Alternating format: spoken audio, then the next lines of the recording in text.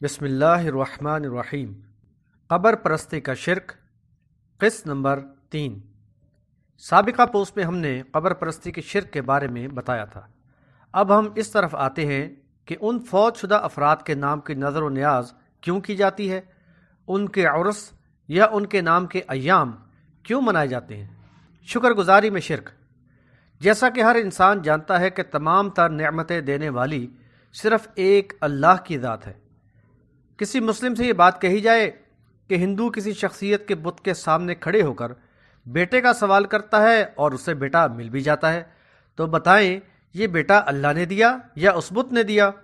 سب ایک ہی جواب دیتے ہیں کہ اللہ نے دیا، لیکن وہ ہندو یہ عقیدہ رکھتا ہے کہ بت کی وجہ سے ملا، اس لیے وہ جا کر اس بت کا شکر ادا کرتا ہے۔ یہی حال اس کلمہ گو قوم کا ہے۔ قبر پر جا کر یا پیر صاحب سے دعائیں کرا کر بیٹا طلب کرتے ہیں، اور جب بیٹا مل جاتا ہے تو جا کر اس کا شکریہ ادا کرتے ہیں، قبروں پر چادر چڑھاتے ہیں اور پھر اس کا نام پیراں دتا، غوث دتا، رسول دتا وغیرہ رکھ دیتے ہیں۔ یہ مشرکین کا طریقہ کار ہے۔ اللہ تعالیٰ سورۃ الانعام آیات 63 اور 64 میں فرماتا ہے: اعوذ باللہ من الشیطان الرجیم قل من ينجيكم من ظلمات البر والبحر تدعونه تضرعا وخفيا لئن أنجانا من هذه لنكونن من الشاكرين قل الله ينجيكم منها ومن كل كرب ثم أنتم تشركون۔ ترجمہ: پوچھو ان سے کون بچاتا ہے تم کو صحرا اور سمندر کی تاریکیوں سے جب تم پکارتے ہو اس کو گڑ گڑا کر اور چپکے چپکے، کہ اگر بچا لے وہ ہم کو اس بلا سے تو ہم ضرور ہوں گے شکر گزار اس کے۔ کہہ دو اللہ ہی نجات دیتا ہے تم کو اس سے اور ہر تکلیف سے، پھر بھی تم شرک کرتے ہو۔ سورۃ النحل آیات 53 اور 54 میں اللہ تعالیٰ نے فرمایا: وَمَا بِكُم مِّن نِّعْمَةٍ فَمِنَ اللَّهِ ثُمَّ إِذَا مَسَّكُمُ الضُّرُّ فَإِلَيْهِ تَجْأَرُونَ ثُمَّ إِذَا كَشَفَ الضُّرَّ عَنكُمْ إِذَا فَرِيقٌ مِّنكُم بِرَبِّهِمْ يُشْرِكُونَ۔ ترجمہ: اور جو تمہیں حاصل ہے ہر قسم کی نعمت سو وہ اللہ ہی کی عطا کردہ ہے، پھر جب پہنچتی ہے تمہیں تکلیف تو اسی کے آگے فریاد کرتے ہو، پھر جب دور کرتا ہے وہ تکلیف تم سے تو یکا یک ایک گروہ تم میں سے اپنے رب کے ساتھ شرک کرنے لگتا ہے۔ یہ ہے وہ معاملہ کہ سب کچھ اللہ دیتا ہے اور پھر شکرانہ قبر والوں کا ادا کیا جاتا ہے۔ ایسا طریقہ عرب میں بھی تھا۔ سنن ابی داؤد کتاب الجنائز باب کراہیت الذبح عند القبر کے اندر انس رضی اللہ تعالی عنہ سے روایت ہے کہ رسول اللہ صلی اللہ علیہ وسلم نے فرمایا: اسلام میں عقر نہیں ہے۔ عبد الرزاق نے کہا: زمانہ جاہلیت میں لوگ قبروں کے پاس جا کر گائے یا بکری ذبح کیا کرتے تھے، اس کا نام عقر ہے۔ اللہ تعالیٰ نے سورۃ المائدہ آیت نمبر 3 میں فرمایا: حرمت علیکم المیتۃ والدم ولحم الخنزیر وما اہل لغیر اللہ بہ والمنخنقۃ والموقوذۃ والمتردیۃ والنطیحۃ وما اکل السبع الا ما ذکیتم وما ذبح علی النصب وان تستقسموا بالازلام ذلکم فسق اليوم يئس الذين كفروا من دينكم فلا تخشوهم واخشون اليوم أكملت لكم دينكم وأتممت عليكم نعمتي ورضيت لكم الإسلام دينا فمن اضطر في مخمصة غير متجانف لإثم فإن الله غفور رحيم۔ ترجمہ: تم پر حرام کیا گیا ہے مردار اور بہتا ہوا خون، سور کا گوشت اور ہر وہ چیز جو غیر اللہ سے منسوب کر دی جائے، اور وہ جانور جو گلا گھٹ کر مر گیا ہو، اور جو چوٹ کھا کر مرا ہو، اور جو بلندی سے گر کر مرا ہو، اور جو سینگ لگ کر مرا ہو، اور جس کو درندے نے پھاڑ کھایا ہو، مگر یہ کہ تم اس کو مرنے سے پہلے ہی ذبح کر لو، اور وہ جانور جو آستانے پر ذبح کیا گیا ہو، اور یہ تم پر حرام ہے کہ پانسوں سے قسمت معلوم کرو۔ یہ تمہارے لیے گناہ کے کام ہے۔ آج وہ لوگ جنہوں نے کفر کیا ہے تمہارے دین سے مایوس ہو گئے ہیں تو تم ان سے نہ ڈرو، مجھ ہی سے ڈرتے رہو۔ آج کے دن میں نے تمہارا دین تمہارے لیے مکمل کر دیا ہے اور تم پر اپنی نعمت پوری کر دی اور تمہارے لیے دین اسلام کو پسند کیا۔ پھر جو کوئی بھوک میں بے بس ہو جائے بشرطیہ گناہ کی طرف مائل نہ ہو تو اللہ مغفرت کرنے والا رحم کرنے والا ہے۔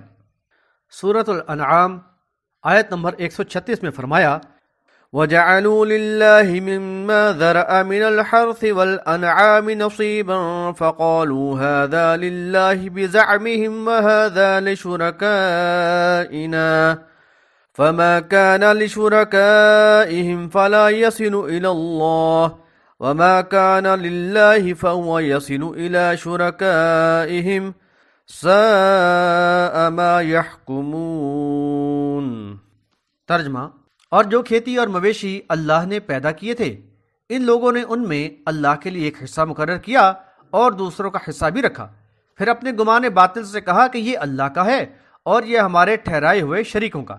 پھر جو ان کے شرکاء کا حصہ ہوتا ہے اس میں سے تو اللہ کی طرف نہیں پہنچتا، لیکن جو اللہ کا حصہ ہوتا ہے اس میں سے ان کے شرکاء کو پہنچ جاتا ہے۔ کیسا برا فیصلہ کرتے ہیں یہ لوگ۔ مشرک لوگ اللہ کی دی ہوئی کھیتیوں اور مویشیوں میں اللہ کا حصہ تو بہت تنگ دلی کے ساتھ نکالتے تھے، لیکن خود ساختہ معبودوں کا حصہ خوب فراخ دلی سے نکالتے تھے۔ اللہ تعالیٰ نے سورۃ الانعام آیت نمبر 138 کے اندر فرمایا وَقَالُوا هَذِهِ أَنْعَامٌ وَحَرْثٌ حِجْرٌ لَا يَطْعَمُهَا إِلَّا مَن نَّشَاءُ بِزَعْمِهِمْ وَأَنْعَامٌ حُرِّمَتْ ظُهُورُهَا وَأَنْعَامٌ لَا يَذْكُرُونَ اسْمَ اللَّهِ عَلَيْهَا افْتِرَاءً عَلَيْهِ سَيَجْزِيهِمْ بِمَا كَانُوا يَفْتَرُونَ۔ ترجمہ: اور وہ کہتے ہیں کہ یہ مویشی اور کھیتی ممنوع ہیں، ان کو ان کے گمان کے مطابق کوئی نہ کھائے سوائے اس کے جس کو وہ چاہیں، اور بعض چوپائے ایسے ہیں جن کی پیٹھ سواری وغیرہ کے لیے حرام کر دی گئی ہیں، اور بعض مویشی ایسے ہیں جن پر ذبح کے وقت وہ اللہ کا نام نہیں لیتے، اللہ پر جھوٹ باندھتے ہوئے۔ اللہ انہیں ان افطرا پردازیوں کا جو وہ کر رہے ہیں عن قریب بدلہ دے گا۔ سورۃ الانعام آیت نمبر 139 میں فرمایا وَقَالُوا مَا فِي بُطُونِ هَذِهِ الْأَنْعَامِ خَالِصَةٌ لِذُكُورِنَا وَمُحَرَّمٌ عَلَى أَزْوَاجِنَا وَإِن يَكُن مَيْتَةً فَهُمْ فِيهِ شُرَكَاءُ سَيَجْزِيهِمْ وَصْفَهُمْ إِنَّهُ حَكِيمٌ عَلِيمٌ۔ ترجمہ: اور وہ کہتے ہیں جو بچے ان چوپایوں کے پیٹوں میں ہیں وہ خاص ہمارے مردوں کے لیے ہیں اور ہماری بیویوں پر حرام ہیں، اور اگر وہ بچہ مرا ہوا ہو تو اس میں یہ سب شریک ہو سکتے ہیں۔ عن قریب اللہ ان کو ان گھڑی ہوئی باتوں کی سزا دے گا، وہ حکمت والا سب کچھ جاننے والا ہے۔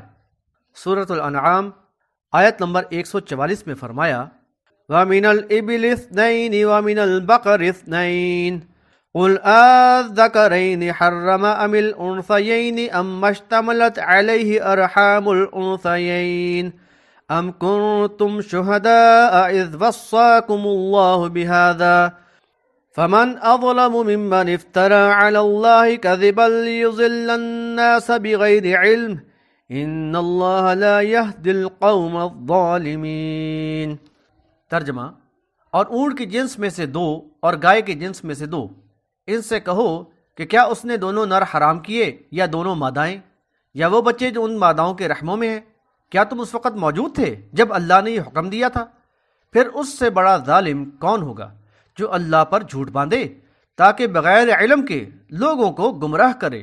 یقیناً اللہ ظالم لوگوں کو سیدھی راہ نہیں دکھاتا۔ بخاری کتاب تفسیر القرآن باب ما جعل اللہ من بحیرۃ ولا صائبۃ ولا وصیلۃ ولا حام کے اندر سعید بن مسیب رضی اللہ تعالی عنہ سے یہ حدیث آئی ہے۔ عن سعید بن المسیب قال البحیرہ التي يمنع درها للطواغیت فلا يحلبها احد من الناس والسائبہ كانوا يسيبونها لآلهتهم لا يحمل عليها شيء قال وقال ابو ہریرہ قال رسول اللہ صلی اللہ علیہ وسلم رأيت عمر بن عامر الخزاعی يجر قصبه في النار كان أول من صیب الصوائب والوسیلہ الناقہ البکر تبکر فی اول نتاج الابل ثم تثنی بعد بانثى وكانوا يصيبونها لتواغيتهم ان وصلت احداهما بالاخرى ليس بينهما ذكر والحام فحل الابل يضرب الضراب المعدود فاذا قضى ضرابه ودعوه للطواغيت واعفوه من الحمل فلم يحمل عليه شيء وسموه الحامي. وقال لي ابو اليمان اخبرنا شعيب عن الزهري سمعت سعيدا قال يخبره بهذا قال وقال ابو هريرة سمعت النبي صلى الله عليه وسلم نحوه. ورواه ابن الهاد عن ابن شهاب عن سعيد عن ابي هريرة رضي الله عنه سمعت النبي صلی اللہ علیہ وسلم. ترجمہ: سعید بن مسیب رضی اللہ تعالی عنہ روایت کرتے ہیں، انہوں نے بیان کیا کہ بحیرہ اس اونٹنی کو کہا جاتا ہے جس کو کفار کسی طاغوت کی نظر کر کے آزاد چھوڑ دیتے تھے اور اس کا دودھ نہ دوتے تھے، اور صاحبہ وہ اونٹنی ہے جو وہ ان کے الہوں کے نظر کی جاتی اور جس پر کوئی سواری نہ کی جاتی اور نہ اس سے کوئی کام لیتے تھے. ابن مسیب کا بیان ہے کہ ابو ہریرہ رضی اللہ تعالی عنہ نے کہا کہ رسول اللہ صلی اللہ علیہ وسلم نے ارشاد فرمایا کہ میں نے عمر بن عامر خزاعی کو دوزخ میں جلتے ہوئے دیکھا، اس کی انتڑیاں باہر نکلی ہوئی تھیں اور وہ ان کو گھسیٹتا تھا. یہ وہ آدمی ہے جس نے سب سے پہلے بتوں کے نام پر اونٹنی کو چھوڑا تھا، اور وسیلہ اس اونٹنی کو کہتے ہیں جو پہلی اور دوسری مرتبہ مادہ جنے اور اس کو بت کے نام پر چھوڑ دیا جائے، یعنی متصل 2 دفعہ مادہ جنے جس کے درمیان نر نہ ہو. اور حام اس اونٹ کو کہتے ہیں جس کے لیے کفار کہتے تھے کہ اگر اس سے ہماری اونٹنی کے 10 یا 20 یعنی مقررہ تعداد بچے پیدا ہوں تو ہمارے لیے ہوں گے، اور اگر زائد ہوں تو ہمارے بتوں کے لیے ہوں گے. پھر جو زائد ہوتے ہیں ان کو بتوں کے نام پہ چھوڑ دیتے اور اس سے کچھ کام نہیں لیا کرتے تھے. قرآن و حدیث سے واضح ہوا کہ وہ اپنے الہوں کے نام کی نظر و نیاز کیا کرتے تھے. اپنی امت کے لیے نبی صلی اللہ علیہ وسلم کا فرمان. مسلم کتاب المساجد و مواضع الصلاة باب النہا عن بناء المسجد علی القبور واتخاذ الصور فیها والنہا عن اتخاذ القبور مساجد کے اندر جندب رضی اللہ تعالی عنہ سے یہ حدیث آئی ہے. حدثنی جندب قال سمعت النبی صلی اللہ علیہ وسلم قبل ان يموت بخمس الا وان من كان قبلكم كانوا يتخذون قبور انبیائهم وصالحیہم مساجدا الا فلا تتخذوا القبور مساجدا انی انہاکم عن ذلک. ترجمہ: جندب رضی اللہ تعالی عنہ فرماتے ہیں کہ میں نے رسول اللہ صلی اللہ علیہ وسلم سے آپ کی وفات سے 5 دن پہلے سنا کہ تم سے پہلے لوگوں نے اپنے انبیاء اور نیک لوگوں کی قبروں کو عبادت گاہ بنا لیا تھا، تو تم قبروں کو عبادت گاہ نہ بنانا، میں تمہیں اس سے منع کرتا ہوں.